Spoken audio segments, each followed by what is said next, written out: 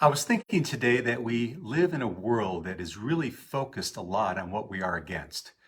You know, we're against certain things in society. We build absolute platforms on what we're against. We build philosophies, even political agendas, and it made me think that in my own life and in all of our lives, that if what we focused on expands, wouldn't it be better to focus on what we're for versus what we're against?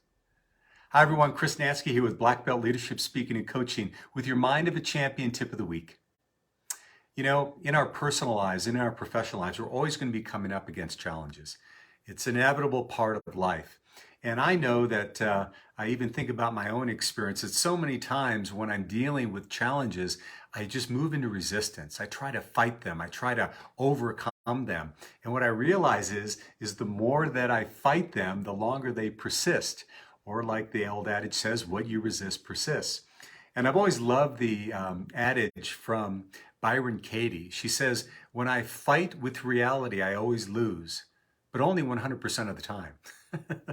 So think about that. Think about that. You know, we've had so many drives and things in our lives, in our society, where we try to fix social problems. We have, you know, the war on drugs, but we war against it, and yet it's still part of our society. We have the war on poverty, yet people are still dealing with hunger. And we have the war on terror, and we still have that in our lives. Now, it's not to say that any of those efforts were bad, and there are many brave and heroic people that have really helped us in those efforts. However, it makes me think, what if we would have changed our focus? Or what if we do change our focus? Is rather than a war on drugs, we had a drive for mental health and healthy lifestyles. And rather than have a war on poverty, we had a drive for abundance and prosperity. And rather than a war on terror, we had a focus on justice and peace. It might sound a little Pollyannish, but I don't know. Yeah, I do know this. I know the way that we can make that change is to make it inside of ourselves first and to really look at what's going on in our lives and say, what am I for versus what I'm against? I'll just share this one last story with you. This is the one that always helps me put this into perspective. It's about Mother Teresa. And it's in the 1960s at the height of the Vietnam War. And now the resistance against the war is extremely high, and someone comes to her and asks if she will lead them in a march against the war.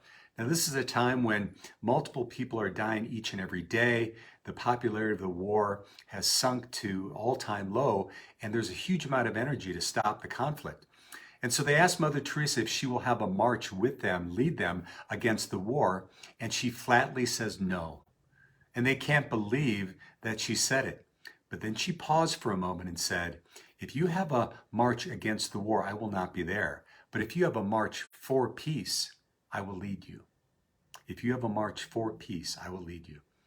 So how does that impact us in our own lives? What are you for? What are the things that you really want to experience? What are the challenges that you're currently having? And maybe you're fighting against them on a daily basis, and they just continue to persist.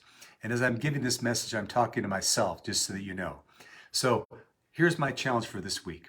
Whatever you are dealing with in your life, whatever you're dealing with in your personal relationships, in your business, in your health, and your wellness, whatever it is, rather than focus on fighting against it and thinking about what you're against, what are you for?